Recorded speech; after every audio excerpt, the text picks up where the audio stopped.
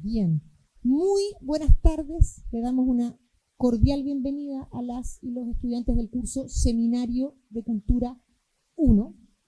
Y especialmente damos, ¿no es cierto?, un saludo hoy día a Pablo Carvajal, nuestro invitado de hoy, con quien vamos a conversar, ¿no es cierto?, sobre el Renacimiento y las bases del humanismo.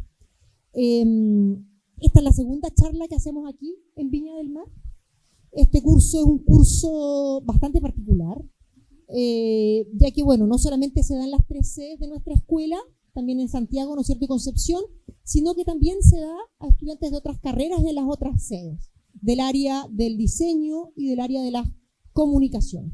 Ya lo que estamos haciendo en este curso, ¿cierto?, es hacer un recorrido sobre ciertos momentos clave dentro del desarrollo cultural de Occidente. Estuvimos hablando, ¿no es cierto?, a comienzos del semestre sobre Grecia y sobre Roma, ¿no es cierto? Partimos, de hecho, el seminario con una charla que hizo nuestro decano, Ricardo Aguaguac, ¿no es cierto?, que se llamaba De la polis griega a la urbe romana. Pero nosotros hicimos también aquí nuestra propia charla, nuestra propia visita, conversando con la arquitecta y artista visual Victoria Yoli, y en su exposición Escorias, topografías del descarte.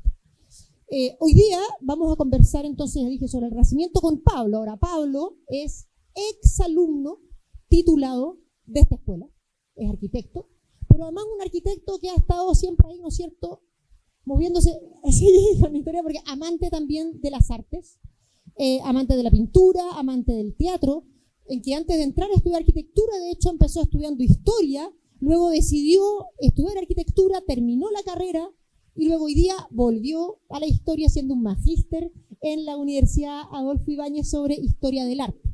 Ya realmente Pablo es un apasionado de la historia del arte, y cómo hace, ¿no es cierto?, esta transición, cómo se va moviendo entre la arquitectura y la historia. El año pasado también colaboró con Seminario de Cultura, que hicimos junto a María de los Ángeles, en algo muy interesante que vamos a ver si nos resulta también este semestre. En otro de los temas que vamos a ver. Así que, en fin, no me sigo alargando, que ya partimos un poco tarde. Le doy la palabra a Pablo.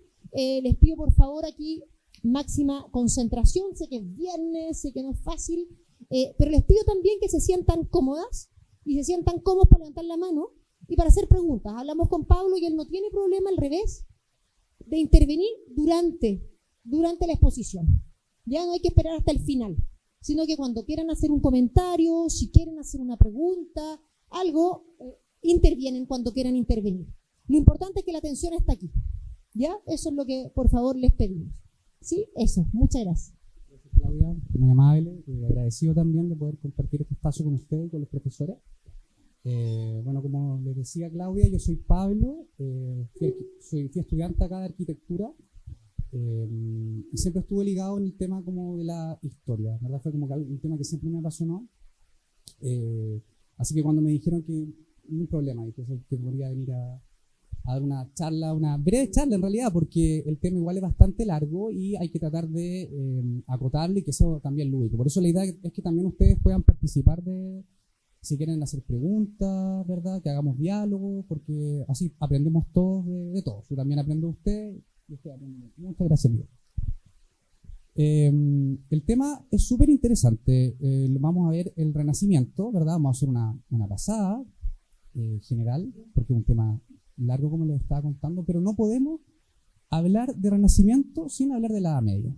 La Edad Media es fundamental, sobre todo al final de la Edad Media, que sería el gótico, ¿verdad? La Edad Media, para los historiadores, es del 476 al 1492, cuando se descubre América y es la época moderna, supuestamente. Esto igual es cuestionable y es debatible. Hay historiadores que no les gusta esta fecha, ¿verdad? Y, por ejemplo, Jacques Le Goff dice que es un historiador medievalista, y él aborrece, digámoslo así, que se diga que la historia, que la Edad Media en realidad parte con la caída del Imperio Romano. Él dice que parte en el 1000 y la Edad Media se termina en el 1800.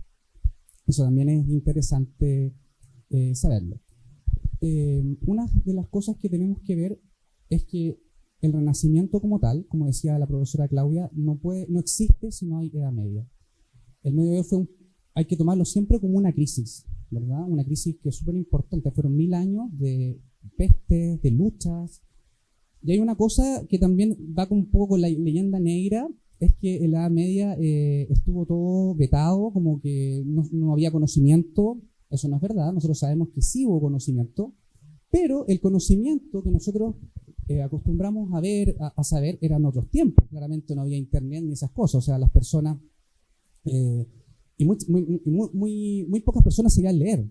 Era una edad, no era una edad oscura, sino que era una edad que estaba en una crisis, ¿verdad? Y siempre hay que tener esto en cuenta, que de las crisis siempre se sale algo mejor. La Edad Media, como tal, tuvo muchos avances también tecnológicos. Está la invención de la universidad, el reloj, el arado, un tema súper importante, el arado metálico. El arado metálico, ¿qué es lo que hace el arado para cultivar la tierra, verdad? Para sacar la tierra y poder cultivar, hace que distintos pueblos puedan surgir, digámoslo así, y posicionarse en Europa. Francia en el siglo X, con el arado metálico que lo inventan, ¿verdad? ¿Qué es lo que pasó con esto? Había mayor cultivo, habían familias sanas, niños sanos, y todos podían crecer de una manera sana, una manera normal, digámoslo. Entonces, esto también es relevante porque a veces, como les decía, las personas piensan que la Edad Media fue un lugar oscuro y quizás es todo lo contrario. La Edad Media tiene partes importantes. Una es el gótico, ¿verdad? Hay que entender algo, sí. En el Renacimiento no existe el arte. Perdón, en la Edad Media no hay arte. Lo que hay es artesanía, ¿vale? Después vamos a ver el arte como tal y lo que significa, pero en la Edad Media no existe la palabra arte, no se veía eso. ¿Qué es lo que va a suceder? Lo siguiente.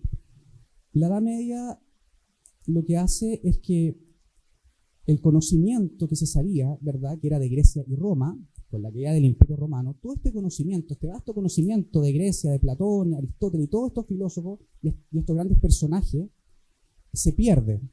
Pero se pierde, digámoslo así, que no era interesante en la Edad Media el tema de Grecia y Roma. Para el cristianismo no era interesante, absolutamente para nada. Por ende, se resguarda este conocimiento en monasterios, ¿verdad? Son los monasterios los que guardan el conocimiento. El clero era el que estaba encargado de copiar libros, ¿verdad? Donde hablaban todo este conocimiento que era muy importante en Grecia y Roma. Pero en la Edad Media claramente esto no se sabía, queda oculto. ¿Y qué es lo que sucede?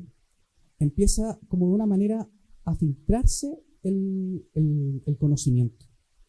Va a haber una palabra que me gusta mucho ocupar, que es la democratización del conocimiento. Pero hay unos personajes que van a empezar a aparecer. Tenemos que pensar que los monjes eran los eruditos de la época, de la Edad Media. Ellos lo que hacían, aparte de resguardar todo el conocimiento, sabían muchas cosas. Los libros nunca estuvieron prohibidos. Lo que pasa es que, como estaban en sus claustros, las personas comunes y corrientes no sabían leer y no tenían acceso al conocimiento, ¿verdad? Y para yo tener acceso al conocimiento, tenía que ingresar a un monasterio. Como clérigo, después yo me podía salir claramente, no era obligación llegar a sacerdote.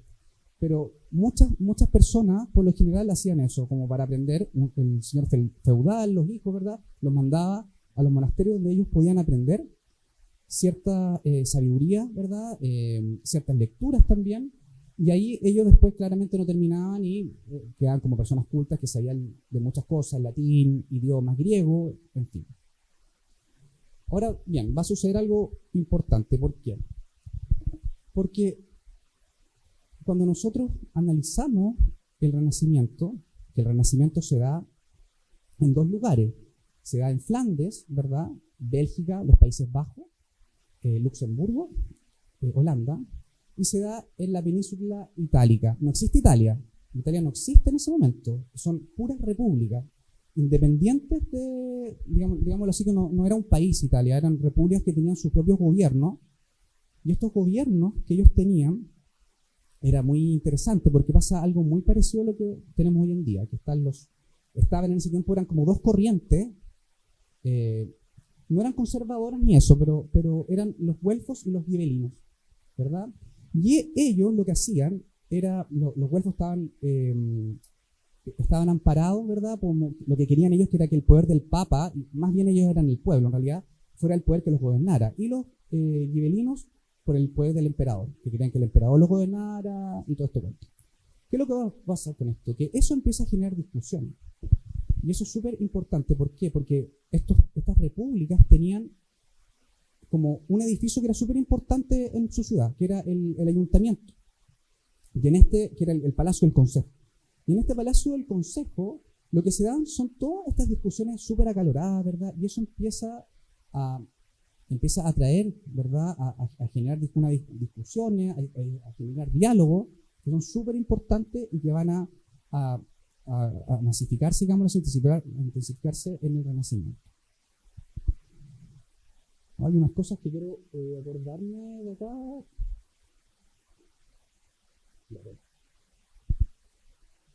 Uno de los fundamentos del gótico, como les conté, es una de las casi últimas partes de la Edad Media. Ahí se da el tema de las catedrales, la Baja Edad Media. Tenemos la Alta Edad Media en un principio, ¿verdad? Y tenemos la Baja ya cuando va decayendo. Y en la Baja Edad Media nosotros, ¿qué es lo que podemos ver? Podemos ver las grandes catedrales que se construían, ¿verdad? Pero empieza a pasar algo muy importante. En el gótico empieza a haber una mirada distinta de las cosas. Por ejemplo, no había estatuaria. La estatuaria en el gótico, o sea, en el gótico y de ahí hacia atrás, en el medioevo, no existía. Y no existía no porque no era que no se quería, sino porque estaba prohibida por un tema de adoración, ¿verdad? No se podía de hecho eso viene del paleocristianismo. Pero no se daba la estatua, por ejemplo, de imágenes o de cosas en las calles. Una estatua, digámoslo, de pie, ¿verdad? Y la pintura, en ese ámbito, la pintura solamente estaba dirigida al tema religioso. A la Virgen María, tenemos varios artistas, ¿verdad? De esa época, que nosotros podemos ver pintura, y bueno, están referidas siempre, ustedes si ven el arte gótico, siempre va a estar referido a temas de los santos, que era como lo que predominaba en ese tiempo. ¿Voy a meter? ¿Y qué es lo que va a pasar acá? Empieza a haber una mirada. Yo les conté que los monjes eran los que tenían el conocimiento.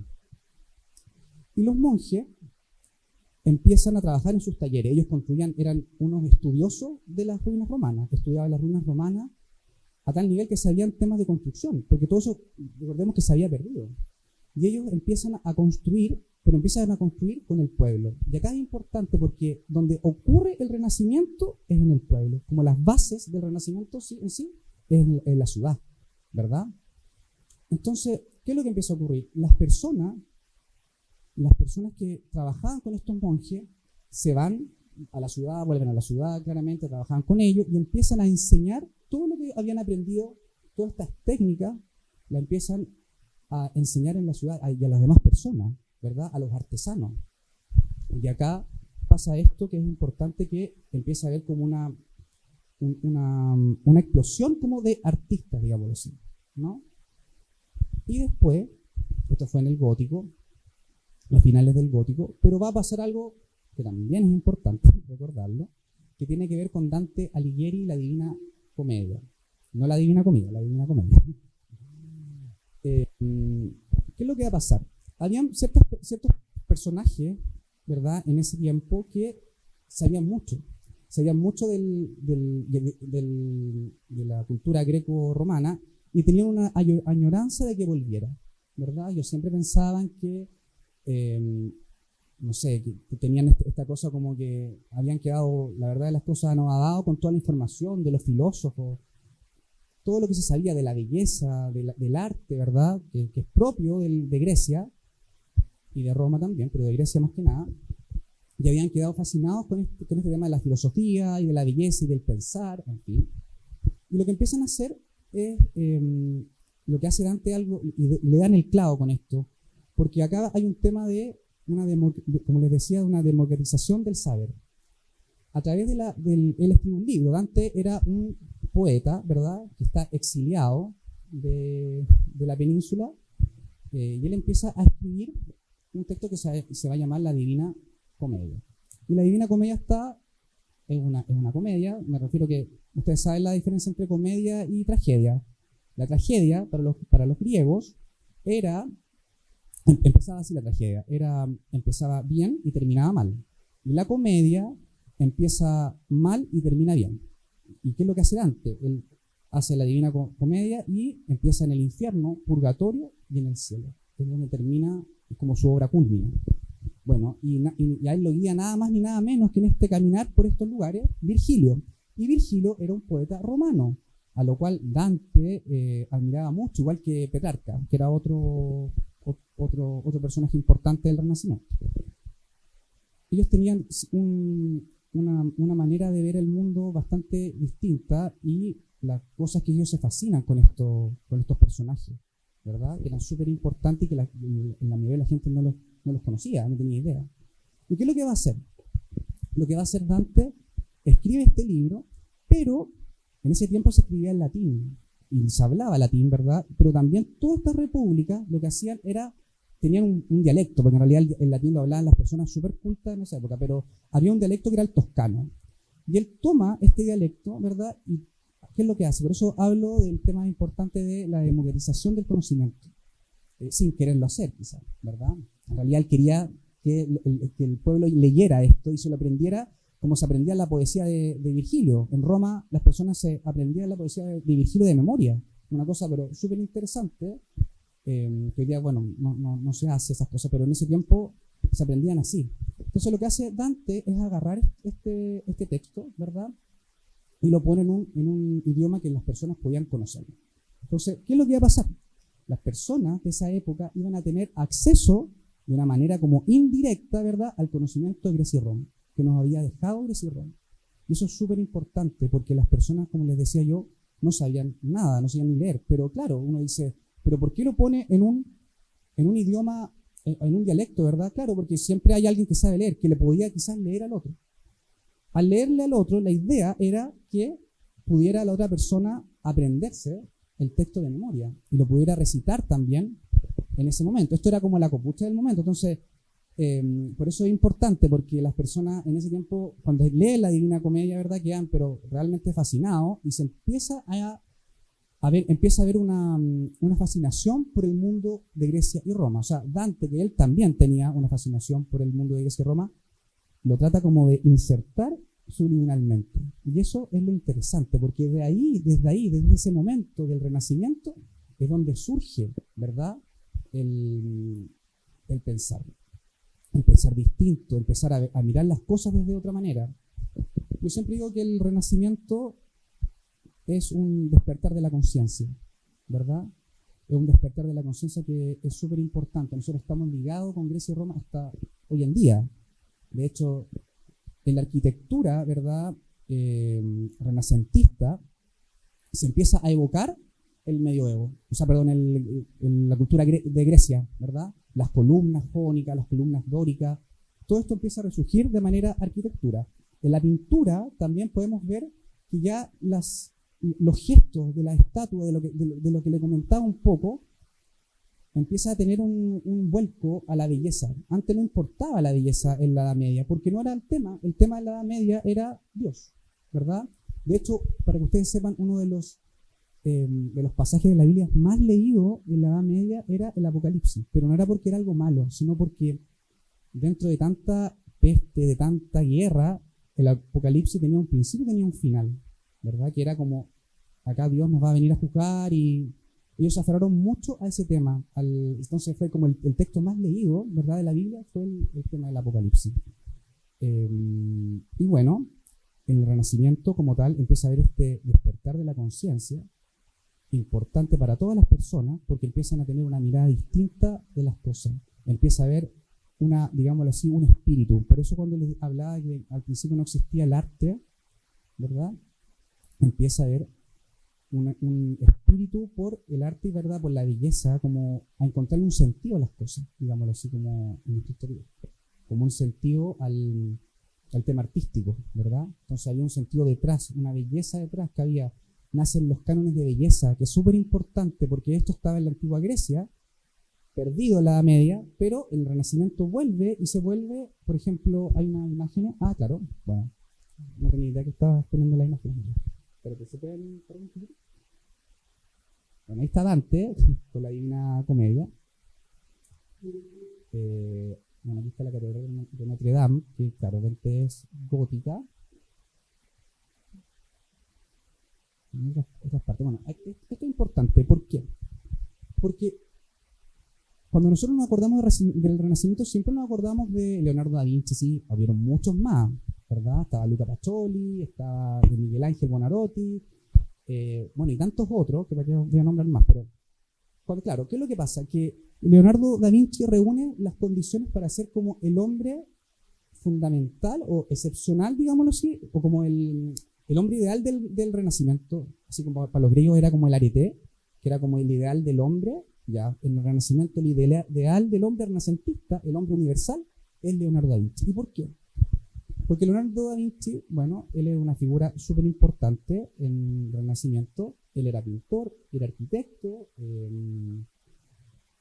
era ingeniero, era un hombre de una imaginación pero genial. O sea, el tipo hacía unos inventos, de hecho hay muchas cosas que se saben de él, el tema del helicóptero, ¿verdad? Él inventaba muchas cosas. Siempre un hombre que siempre estaba con ganas de saber y aprender mucho más.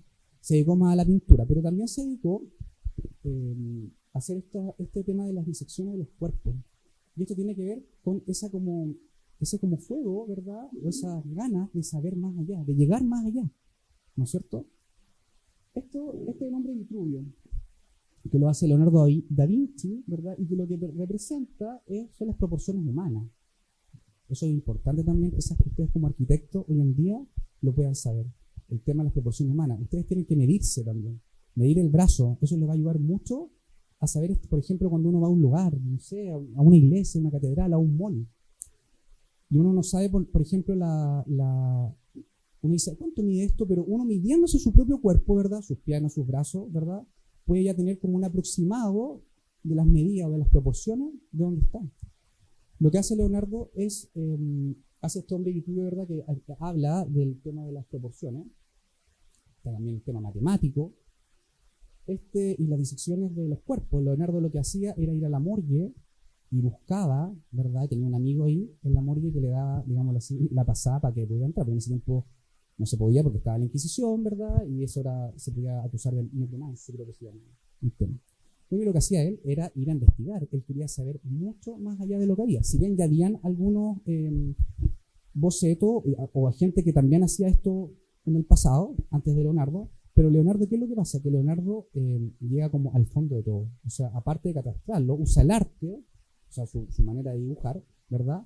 Para poder catastrar todas las partes del cuerpo, las disecciones, la anatomía humana. De hecho, los tratados de anatomía se ocuparon hasta el año 50, si no me equivoco, en gran parte del mundo, porque eran muy interesantes, ¿verdad? Salen las arterias, salen los cortes, y muchas cosas más. Bueno, mira, acá también quería hablar del tema de las estatuarias. Esta es la Galería de los Reyes, si no me equivoco, que está en París. No es original, porque la original se perdió en la Revolución Francesa, pero es una copia más o menos de lo que se quiere llegar. Y esta es una obra de Miguel Ángel Buonarroti, que es la tumba del Papa Julio II. Acá también se puede ver una cosa, cómo el artista renacentista toma Grecia en el arte, cómo también lo pone, porque si uno lo ve parece un dios griego, ¿verdad? Pero no es un dios griego. Él se basa, ¿verdad?, en esta belleza proporcional del cuerpo físico para poder hacer su escultura. Él era más escultor que pintor. De hecho, cuando le encarga la Capilla Sixtina al Papa Julio II, él no quería hacerla por el tema de que él se considera realmente un escultor. Por eso cuando uno va a la Capilla Sixtina y la observa, ve que está todo detallado, la ornamentación está pintada, o sea, absolutamente Miguel Ángel, ¿verdad?, pintó toda la Capilla Sixtina de una manera que pudiera parecerse como lo que él hacía, que era la escultura. Si bien él era pintor, pero él se sentía más identificado con la pintura. Pero este despertar de la conciencia, que yo le estaba diciendo, que ocurre en el Renacimiento, nos ayuda a todos a poder tener una mirada quizás distinta de las cosas, ¿verdad? ¿Por qué?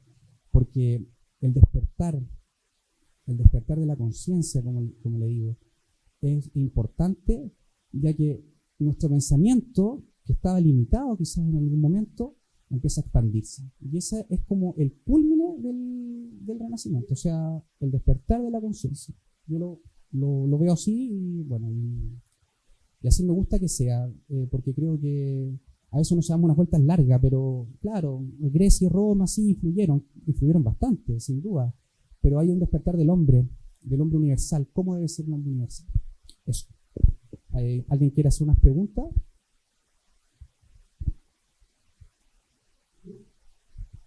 No tengan miedo. Yo también fui alumno acá, así que y también no levantaba la mano tampoco. Pero, no sé, si alguien quiere hacer una pregunta, no hay un problema. La idea es que sea algo dinámico, que podamos participar y que podamos tener acá un diálogo.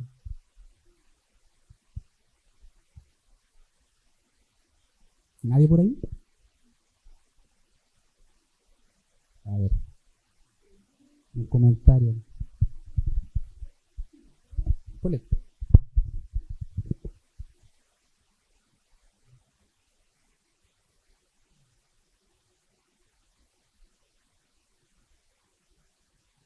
¿No?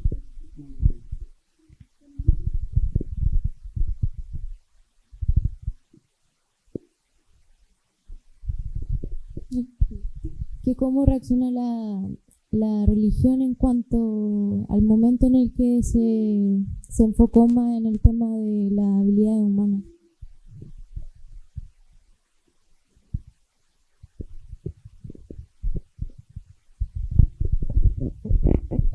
Bueno, la religión católica, la verdad, reaccionó, estaba siempre la Inquisición detrás. Me refiero a que cuando nosotros vemos todo esto, el tema de Leonardo da Vinci, estas disecciones del cuerpo, esto no se podía hacer. Esto era penado por la Inquisición. La iglesia toma una postura bastante, digámoslo así, un poco cómoda, la verdad, porque los artistas no eran religiosos, ellos hacían encargo. En ese tiempo los artistas trabajaban en talleres, ¿verdad? Y había como un aprovechamiento, no un aprovechamiento, digámoslo así, pero había como ¿cómo lo puedo explicar? Había un tema de cómo callar ciertas cosas, porque yo sabía que tenía un artista que me podía, ¿verdad?, pintar la Capilla Sixtina, me podía hacer todos los encargos, que era lo que la iglesia en ese momento estaba buscando. La iglesia estaba buscando una representación. Y qué mejor que tomar el arte, ¿verdad?, como para poder representar. Entonces, digámoslo así, claro, si bien estaba la Inquisición, había un tema que estaba siempre como observando lo que hacían, pero tomó una posición bastante como neutra, digámoslo así. Pero siempre con cuidado. O sea, claramente a Leonardo se hacía esto, de hecho fue denunciado por otras cosas, y la Inquisición lo fue a buscar para que rendiera cuenta. En el ámbito científico también es importante, esto quería también que se me quede en el tintero, Johannes Kepler, ¿verdad? La imprenta, la importancia de la imprenta, que se nos está quedando en el tintero. Ahí también parte esto de la democratización del conocimiento, porque la imprenta lo que hace, ¿verdad?, es que todos estos textos greco-romanos, ¿verdad?, griegos, que estaban en los conventos por los copistas, por los monjes copistas, lo que hace es que lo puede democratizar a todo el mundo, ¿verdad? Todos podían leer ahora estos textos, y eso es importante, porque antes esto, como les decía yo, estaba relegado al claustro, a los monasterios. Esto no era ellos, los monjes, se dedicaban a copiar. De hecho, habían a veces muy malas copias que se traspasaban de otros monasterios. Los que mejores se conservaron, o los que mejores conservaron, digámoslo así, como lo romano, lo griego, ¿verdad?, fueron los monasterios ingleses, porque a ellos no les tocó mucho, pero ellos conservaron mucha información. Y lo que hace la imprenta, que se me estaba quedando, que era más importante, yo creo, una de las cosas importantes, lo que hace, como les dije todo el tiempo, es democratizar, poner al servicio de las personas, poner al servicio del pueblo, ¿verdad?, la cultura, poner al servicio del pueblo el arte, el pensamiento griego, que es tan importante y que son las bases de nuestra cultura occidental.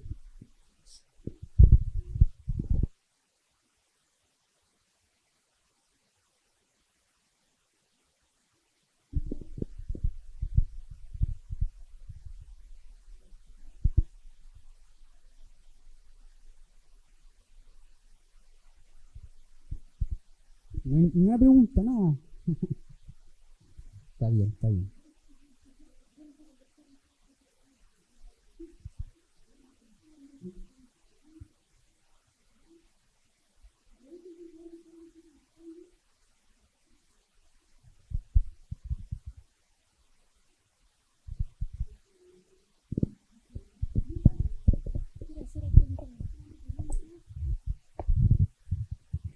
sea, lo que hablábamos un poco del tema de la imprenta, su importancia y que finalmente ese acceso al conocimiento y empieza todo este problema que es quién sabe leer, quién no sabe leer, pero ya se puede uno generar una mejor idea o un pensamiento respecto a algún tema. Por ejemplo, de ahí salen muchas de las ramas de la iglesia, del pensamiento, porque ya es más libre esa forma de pensar.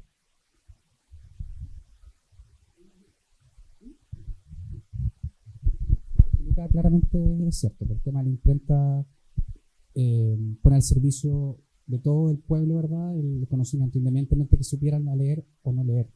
Pero lo que hace es despertar a las personas, ¿verdad?, que no tenían acceso a eso, y ahora a través de la imprenta y de la masificación de los textos y de la escritura y de todo el conocimiento que estaba guardado, lo pone al servicio de las personas. Y eso, como le estaba diciendo, es importante en el Renacimiento, porque ahí es donde empieza ya, como les decía, a despertar la conciencia de las personas, a mirar las cosas con otra mirada, y eso se da en el Renacimiento. Yo creo que una de las cosas como cúlmenes de esta época, de este periodo, el despertar del hombre universal.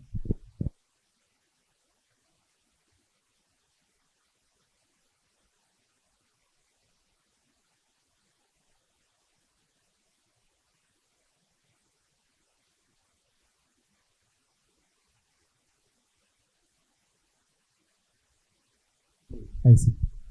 ¿Cómo estás, Juan Pablo? Bienvenido, muchas gracias por estar acá y compartir tus conocimientos con nuestros estudiantes. La historia de Leonardo sin duda es como bien apasionante, y yo creo que el sentido también como de estas materias, en el contexto como de la asignatura, también tiene mucha relevancia con la contemporaneidad. O sea, hay que dejar de ver, ¿no es cierto?, como la historia como una cosa distante, lejana, y aprender de ella.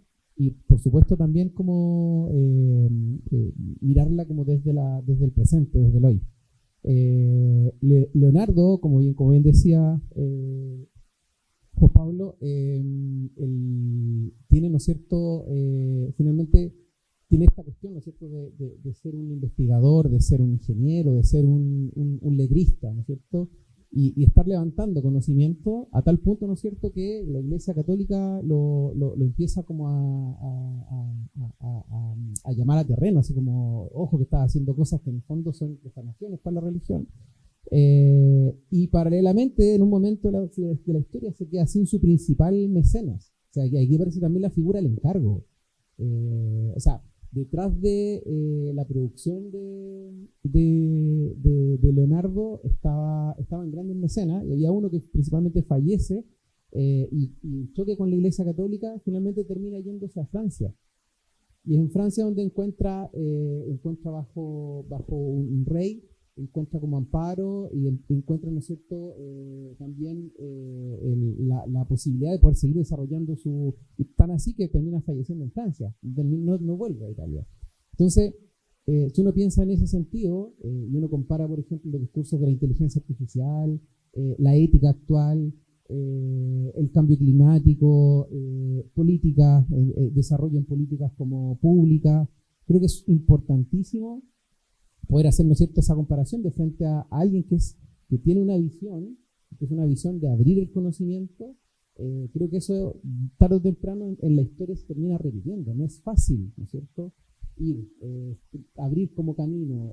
Y nuestra escuela, más que nuestra escuela, nuestra disciplina, abre, ¿no es cierto?, ese campo disciplinario. Entonces, yo te quería preguntar, Juan Pablo, para que puedas comentar un poquito a propósito de cómo ves tú esta idea de poder aplicar este aprendizaje en una época específica del Renacimiento, y de qué manera eso puedes como llevarlo a la contemporaneidad, para que en el fondo ellos puedan tener un análisis más específico o crítico, quizás.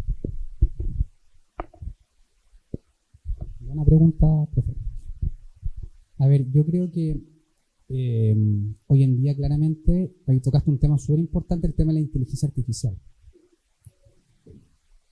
El tema de la inteligencia artificial, a mí la verdad, las cosas que creo que es una herramienta positiva, ¿verdad?, que nos puede ayudar en muchas cosas, pero también es un arma de doble filo. y todo yo creo que sabemos un poco de eso. Por ejemplo, la inteligencia artificial te puede recrear una pintura, estilo de Leonardo.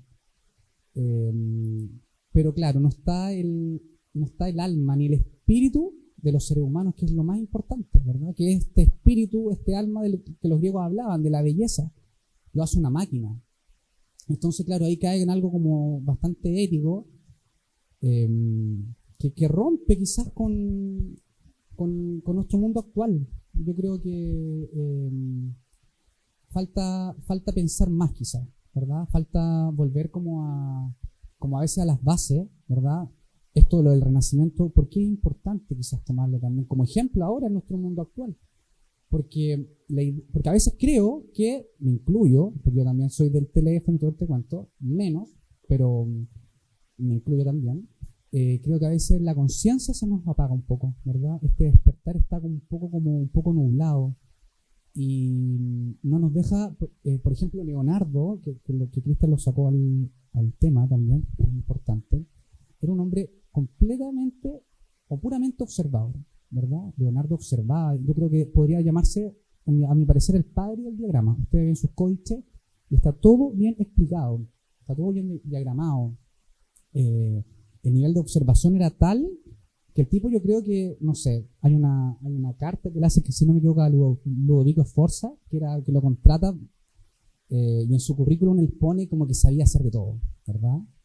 El tipo sabía hacer, lo contrataron para que hiciera unos escenarios teatrales, si no me equivoco, pero él pone que también, aparte de eso, él sabe hacer máquinas de guerra, sabe cómo funcionan y tiene toda una visión de eso que en realidad no existía porque nunca lo había hecho, él solamente lo había hecho en su cabeza. Pero ¿qué es lo que quiero decir con esto? Que ese como excursionar, ¿no es cierto?, nuestras propias mentes, ¿verdad?, para poder sacar lo mejor de algo, más allá de que ustedes sean estudiantes de arquitectura, eso es una parte de sus vidas, pero yo creo que no le estamos sacando quizás como todo el provecho que podríamos sacarle a nuestra capacidad mental, y lo estamos dejando que lo haga una máquina. Entonces yo creo que ahí se nos atrofia un poco como este despertar de la conciencia y queda como opacado por eso. No sé si responde un poco la pregunta.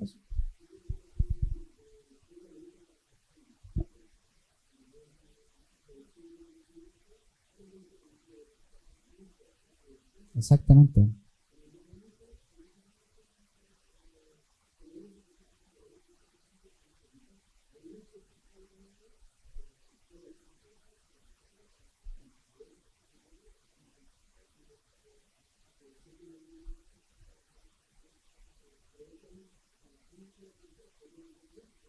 Claro.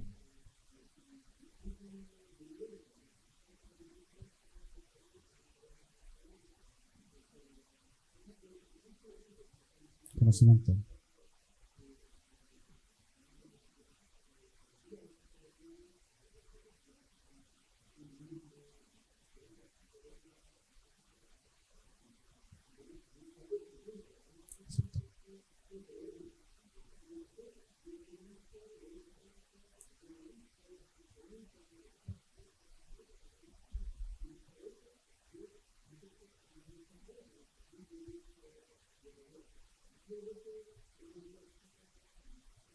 Súper.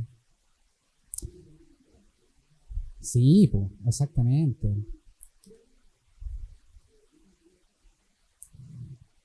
Lo que hay que saber es que estos hombres, Leonardo, Rafael, que lo menciona Cristian, Miguel Ángel Buonarroti y otros más, Donatello, en fin, son hartos nombres italianos. Todos ellos eran personas súper eruditas en sí, no eran solamente pintores, bueno, Leonardo del caso, pero todos sabían hablar, ¿verdad? Por ejemplo, latín, todos sabían, eran personas que estaban siempre con el conocimiento del lado de parte de ellos, o sea, eran personas que no se quedaban con lo simple, iban más allá. Y eso yo creo que es lo importante también de lo que nos puede enseñar el Renacimiento hoy en día, de no quedarse en algo, sino que en ir, ¿verdad?, avanzar, dar pasos más adelantados. Yo me quedo por lo menos con eso del Renacimiento, que lo encuentro que es súper importante. Estos artistas, como les dije, eran sabios, o sea, no solamente sabían pintar, ellos sabían pintar, sabían hacer máquinas, sabían hacer escultura, hablaba otro idioma, o sea, era como lo dije, un hombre universal. Eso. Quiero agregar una cosita a estas reflexiones en relación, claro, hasta a Da Vinci, ¿no? Ya estos sabios, ¿no? Creo que algo muy importante, como mencionabas, Pablo, es la observación y el desarrollar la observación, algo que es fundamental que hagan ustedes hoy día en primer año en arquitectura. Y el ensayo y el error, la maqueta y el ensayo y el error, ¿no? Aquí, cuando uno ve los estudios, ¿no es cierto? Por ejemplo, Da Vinci, como decías tú, claro, hay artefactos, él construye muchos artefactos, hay mucho en el dibujo, pero también, ¿no? Lo que es la idea de la maqueta, que es la maqueta en el sentido, no lo piensen solamente material, sino que en el hecho del probar, del ver cómo funciona, y entendiendo que siempre lo que ustedes están hoy día proyectando, lo que están diseñando, hace parte finalmente de un proceso. Entonces ahí también hay otro concepto que quisiera una vez más intentar acuñar, que es más allá de los resultados, ¿no es cierto? Algo fundamental para ustedes hoy día es los procesos que están haciendo de producción, y por eso estamos trabajando en seminario con una bitácora, cosa que también están haciendo en taller. Dijimos, esta bitácora cultural, no es que sea algo perfecto y que ustedes ya saben cuál es, ¿no es cierto?, el resultado, y que estén componiendo algo de cierta forma que ustedes ya decidieron hoy, en marzo, de hecho, cuando la empezaron. No, es un espacio laboratorio. Es también para ir probando, es para ir, ¿no es cierto?, articulando reflexiones, citas que recogen de aquí, de allá, formas de también plasmar sus pensamientos y su análisis en textos, pero también en esquemas, ¿no es cierto?, en elementos gráficos, porque no un collage, dibujos, croquis, en fin. Es también un espacio laboratorio, que es lo que me hace pensar, ¿no es cierto?, al hablar de Da Vinci, Leonardo y de los otros que menciono. Ahora, Pablo, en relación a la ciudad, pusimos esta imagen, aquí vemos, ¿no es cierto?, estamos en la Edad Media, ¿no es cierto? Cuando uno piensa en la Edad Media, piensa en el feudalismo, en un periodo bastante del autoritarismo, ¿no es cierto?, bastante guerra.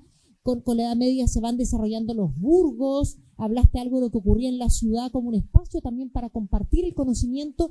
¿Qué más podrías compartir un poquito sobre este movimiento de la ciudad de la Edad Media hacia la ciudad del Renacimiento? Bueno, la ciudad, ¿verdad?, también tiene sus bases en la Grecia, ¿verdad? Se empieza a heredar. Pasa algo bastante particular. Está el señor feudal, ¿verdad?, que todos los conocemos, ¿verdad? Y el señor feudal podía hacer lo que quería con sus súbditos. Pero va a pasar algo también que es interesante. Las ciudades, ¿verdad? La gente se va, de hecho, de las ciudades, se va al campo por el tema de la peste, las guerras. La Edad Media era un lugar quizás bastante hostil, digámoslo así, como para las personas, ¿verdad? Era mucha pobreza. O sea, las calles de la Edad Media era un barrial. O sea, nosotros ahora vivimos claramente en un lugar maravilloso con nuestras calles impecables, con nuestros alcantarillados. Los romanos eran unos pero padres de la ingeniería. O sea, ellos tenían alcantarillado, tenían los acueductos romanos. No sé si los vieron, como un tema también de construcción. Pero la Edad Media, claramente esto se pierde, y la Edad Media, que es como lo digo yo, es un periodo que está en una constante crisis. Entonces, la ciudad, ¿verdad?, era un lugar bastante, como les digo, hostil. Era un lugar lleno de barro, con orinas, con fecas, ¿verdad? Un lugar que no era muy agradable. Y empieza como a... ¿Qué es lo que pasa? Que las personas se van de la ciudad y se van al campo y empiezan a ocupar estos lugares como para poder también resguardarse, pero se arriman un poco, digámoslo así, al tema del castillo. Empiezan a vivir fuera de los castillos. ¿Por qué? Porque en caso de ataque, ¿verdad?, ellos podían como recurrir, ¿verdad?, a este como rey o como señor feudal, ¿verdad?, que tenía su palacio, su castillo, en realidad, no palacio, porque palacio nada que ver, pero su castillo. Entonces ellos quedan como amparados también como por este edificio, ¿verdad? Y lo que también les podía significar, que era una defensa en caso de...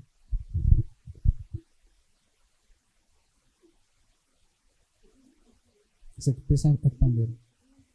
Exactamente. Es importante también que la ciudad la veamos como que va teniendo cambios también, ¿verdad? La ciudad constantemente está en proceso de cambio. Y en la Edad Media claramente también fue cambiando.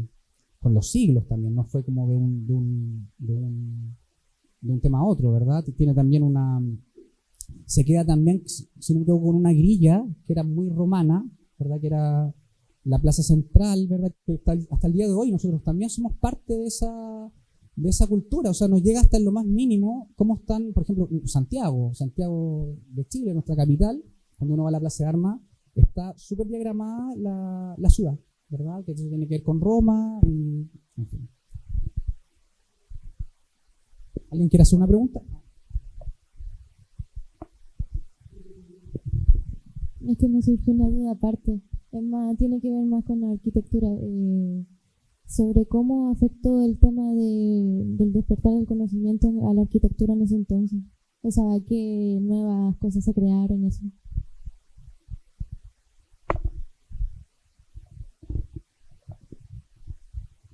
Bueno, con como decías tú también, del tema del despertar de la conciencia, empieza a ocurrir algo que es que la arquitectura, ¿verdad? Empieza, como lo dije también, empieza a tomar se hacía el gótico antes, ¿verdad? Estaba el románico, ¿verdad? Que antecedía al gótico, que eran estas iglesias, ¿verdad? Estos monasterios de muros bastante anchos, ventanas bastante pequeñas. Y en el gótico lo que se empieza a hacer es, ahí hay un mito también, porque las personas dicen que el gótico era como, lo hacían alto para llegar como más a Dios, y eso no tiene nada que ver. En realidad era un tema de aforo.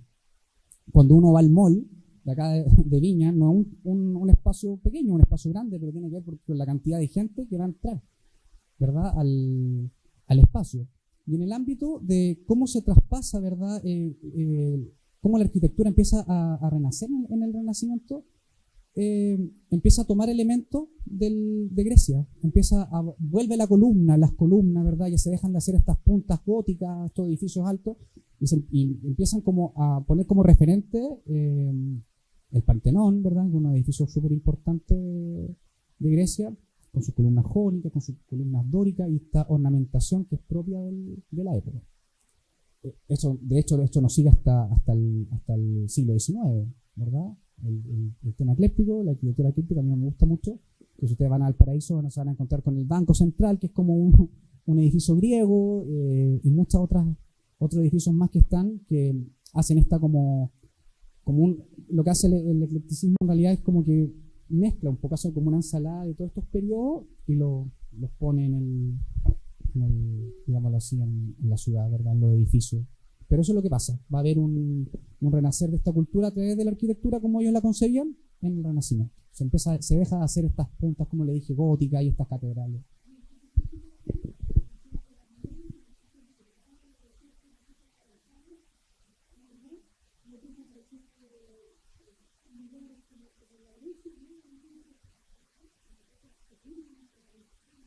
Claro, el espacio público se vuelve a revalorizar. La ciudad, como les estaba contando, empieza a tener ciertos cambios positivos, pero no son cambios que son como de la noche a la mañana, son cambios que se van dando con el tiempo.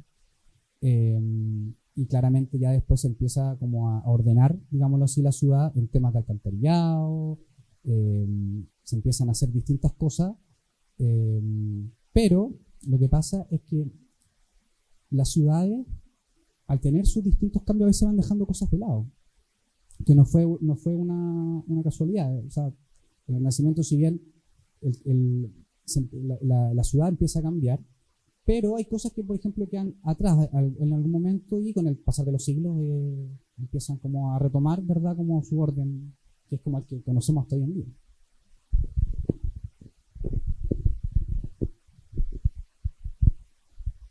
Sí, siguiendo con lo que tú también decías, Pablo, por eso es que Pablo Polet partió en un principio haciendo la transición hacia el Renacimiento, diciendo que era el renacer de una cultura perdida, porque tomó muchas cosas de lo que es Grecia y Roma y de otros periodos de la historia del arte. En ese sentido también quería decir algo que encontraba interesante de lo que dijiste sobre el Renacimiento, que si bien se dice Renacimiento, también son muchos renacimientos. Me encontré interesante eso, que eran muchos renacimientos, mucho despertar, ya sea científico, intelectual, y eso lo encontré muy interesante. Me gustaría, Pablo, que pudieras darnos las categorías o las áreas en que el Renacimiento pudo como profundizar o despertar, que nombraras cuáles fueron los despertar. Bueno, sin duda fueron bastantes los despertares en el Renacimiento. Lo hablé igual un poco, pero tiene que ver también con la filosofía de vida, que eso también es importante, porque como se deja al ser humano en el centro, se empieza a decir como, mira, el ser humano es como, también puede llegar a ser Dios, digamos así. O sea, si bien está oculto en la Edad Media, ¿verdad? Cuando despierta se dan cuenta, empieza a haber una revalorización de la perfección humana, de que somos algo muy bien hecho, digamos. Entonces eso es importante, que se da como en un tema como general. Y yo creo que desde ahí ya se empieza como a proyectar, ¿verdad?, hacia las demás áreas. En el tema del arte se empieza a ver la belleza como la veían los griegos, ¿verdad? En el tema de la pintura surge algo también que es súper importante, que es el tema de la perspectiva. Eso antes no existía, el tema de la perspectiva. De hecho, hay una pintura que no la pusimos ahí, pero no me acuerdo del autor que era, pero la hace de tal modo, está en una iglesia, la hace con una perspectiva que la gente se paraba al medio, y de verdad era como todo un hito en ese momento, porque eso no era común ver eso no se hacía. Y eso tiene que ver con los estudios matemáticos, ¿verdad? La importancia de la matemática en el Renacimiento. Y se pueden llegar a la geometría, matemática, pero se puede llegar como a estos niveles de proyecciones, ¿verdad?, artísticos, que son súper interesantes en el Renacimiento. También una vez más se está tomando de la cultura perdida, porque también me recuerdo en la charla pasada de Ricardo, también se hablaba del trazado geométrico, que una vez más tiene que ver también con lo que ahora nos dice Pablo. Entonces nos confirma ese renacimiento. Así que me encuentro interesante. ¿Alguien más tiene otra pregunta?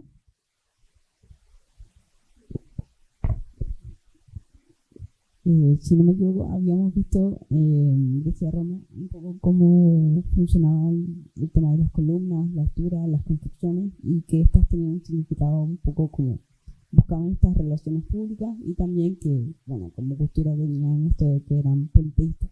Entonces, se mantiene esta idea de la estética, renace esto, pero me pregunto yo si es que esto más simbólico también se lleva dentro de este nuevo pensamiento o este renacer. No sé, me imagino que en realidad se inclina más solamente por lo estético más que por el significado. Ahí me gustaría saber. No sé si se entiende un poco de lo que...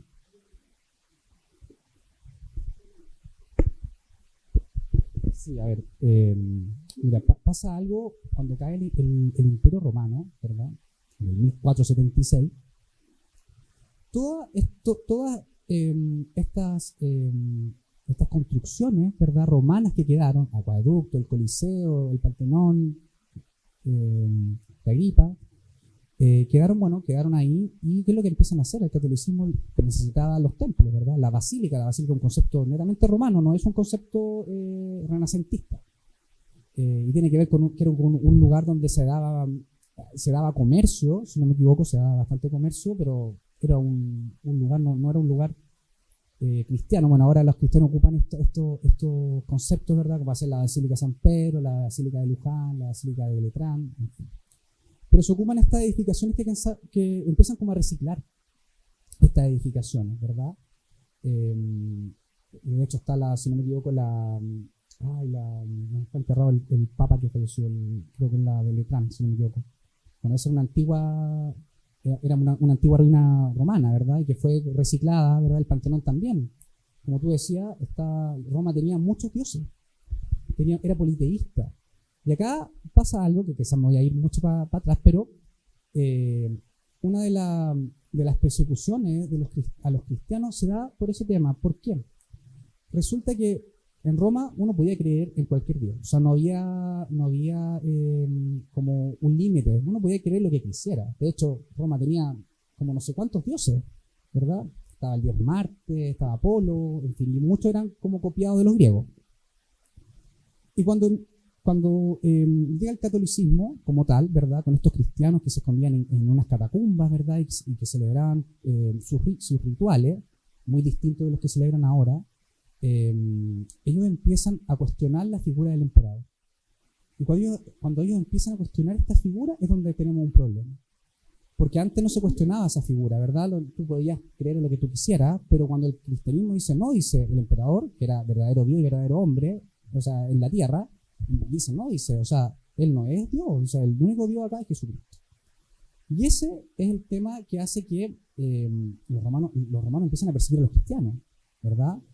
Y claramente acá sucede esto de que, claro, después cuando cae el Imperio Romano, en el 76, en el 476, todos estos templos, ¿verdad?, que quedaron, ya no servían. No era una...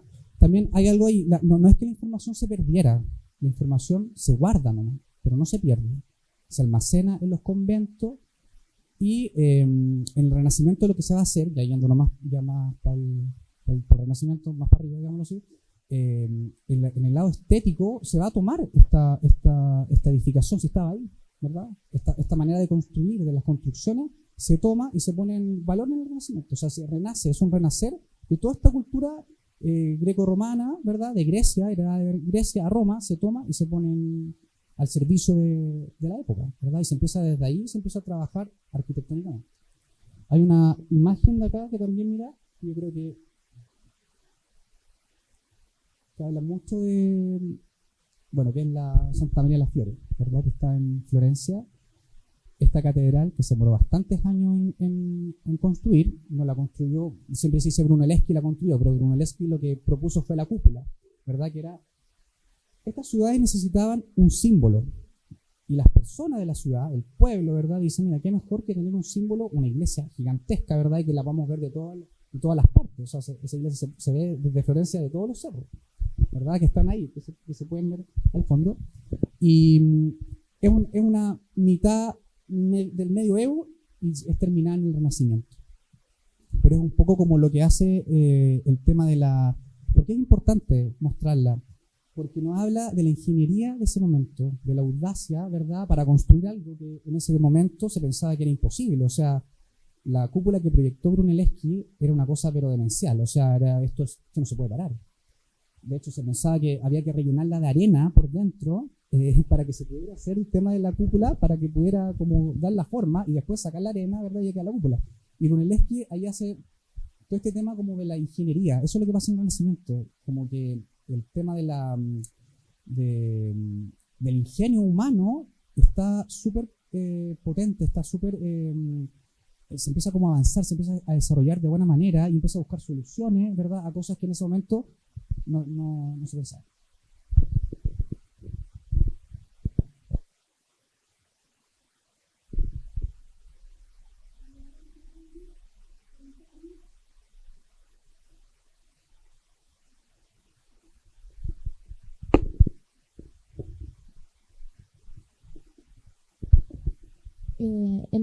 Justo en una clase de fundamento habíamos visto sobre que las cúpulas aparte de que había sido como un descubrimiento así grandioso, también tenían un simbolismo religioso, porque se supone de que las cúpulas en las iglesias representaban lo que sería el cielo, lo que sería lo celestial, y de que algunas de ellas, por ejemplo la de la imagen, tienen algunos agujeros por donde pasa la luz. Y se supone de que en cuanto a los ingenieros la hicieron de tal forma que la luz entraba y iluminaba, o sea, por ejemplo, ventanales así en específico para que reflejaran algunas imágenes.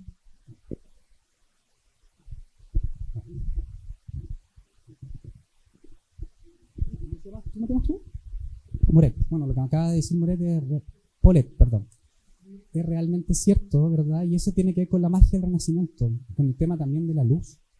¿Verdad? Ustedes como arquitectos yo creo que tienen que ver mucho ese tema y lo van a ver ahora a partir de la carrera. Ustedes están en primero, pero a partir que vayan avanzando van a ver el tema de la luz que va a estar súper metido en su proyecto como algo fundamental. Y eso es lo que habla la compañera, ¿verdad? Es importante porque lo que nos está revelando es como el ingenio, ¿verdad?, del tema de la cúpula, de la luz, de a qué momento tiene que llegar la luz al altar, ¿verdad?, porque él es el centro de todo.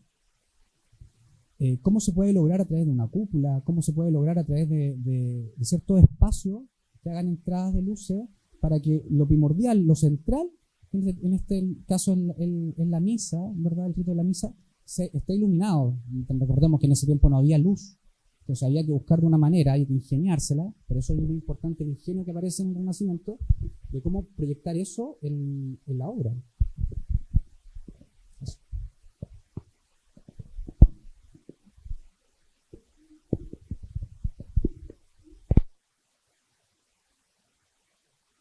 Gracias. Espero no verlos lateados con historia. Se nota la pasión con la que habla Pablo, ¿no es cierto? Habla como un poco contando una historia. Realmente creo que tienes muy interiorizado aquí los conceptos y tu opinión, tu mirada sobre, bueno, en este caso, sobre lo que tiene que ver con el Renacimiento y la Edad Media, ¿no es cierto? Así que súper, muchas gracias. Nosotros, bueno, en este curso no solamente hacemos esta revisión por estos momentos claves en la historia de la historia cultural de Occidente, sino que nos hacemos las preguntas, un poco lo que mencionaste antes. ¿Cómo están presentes estos principios o estas formas de hacer ciudad hoy? ¿De qué manera ponen en cuestión la arquitectura? ¿De qué manera están presentes la forma en que habitamos hoy y cómo debemos proyectar, ¿no es cierto?, hoy a la luz, ¿no es cierto?, de lo que fue el Renacimiento, lo que fue la Edad Media, lo que fue Roma, lo que fue Grecia. Y seguiremos así avanzando hasta llegar a la Edad Moderna. Así es que muchas gracias, Pablo, María Los Ángeles, que también colaboró aquí de forma muy importante para poder hacer esta charla. Y a todos quienes están aquí, María Los Ángeles, ¿quiere agregar algo? Sí, chicos, muchas gracias a todos por venir. Les quiero recordar que dejamos la lista al final, da lo mismo donde se hayan inscrito, pero devuélvamelas por favor. Muchas gracias.